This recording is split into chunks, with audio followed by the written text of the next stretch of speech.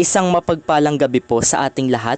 Ako po si John Genesis A. Lumboy at ako po ang inyong magiging tagapag-ulat ngayon.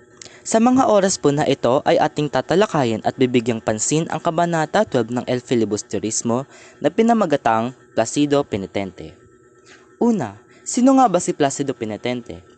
Siya ang kaisa-isang anak ni Kabesang Andang at nagmula pa siya sa Tanawan, Batangas.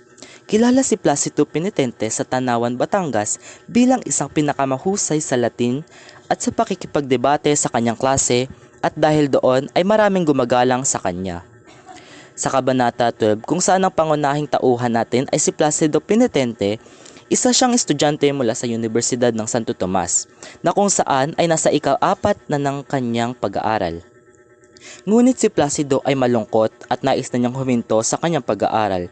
Pinaalam niya ito sa kanyang ina sa pamamagitan ng 2 sulat at pinakausapan naman siya ng kanyang ina na tapusin ang kanyang kurso na Bachelor of Arts.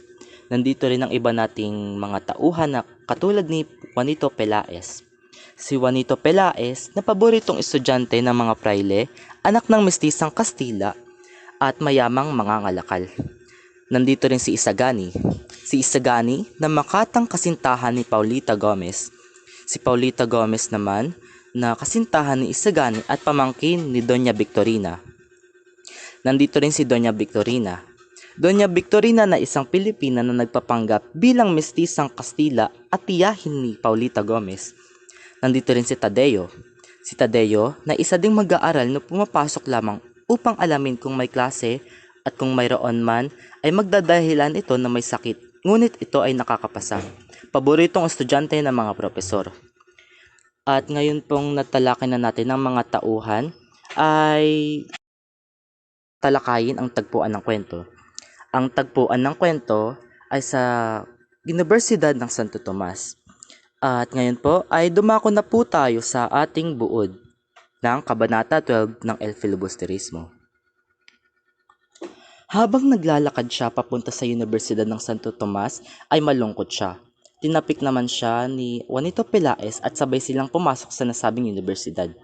Si Juanito Pelaez ay anak siya ng isang mestisong Kastila at siya ay mayaman pero may kayabangan at siya rin ay paborito ng mga guro.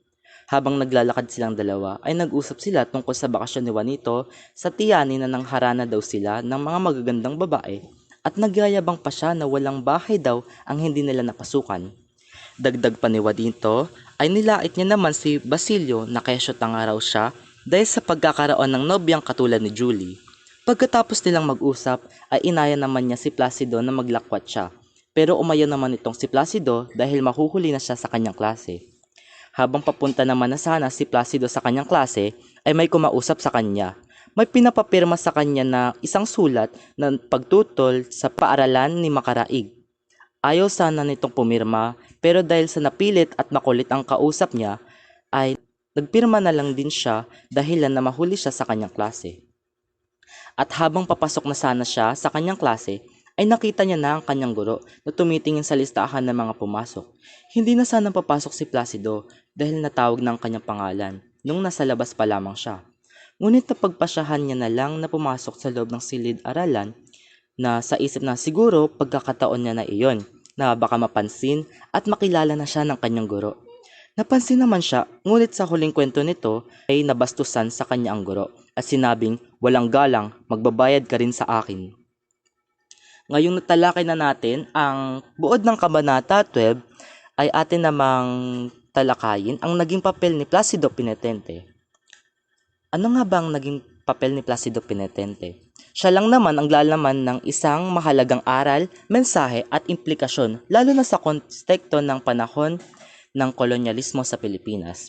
Ipinapakita rin dito sa Kabanata 12 ang mga suliranin at pagsubok na kinakaharap ng mga mag-aaral maging sa isyong pang-edukasyon. Atin namang talakayin ang aral ng Kabanata 12 na kahit anong hirap o lungkot man ng buhay ay pagpatuloy pa rin natin ang ating pag-aaral para sa ating pamilya at bilang susi sa tagumpay ng ating buhay. At doon lamang po nagtatapos ang aking presentasyon. Maraming salamat po sa pakikinig.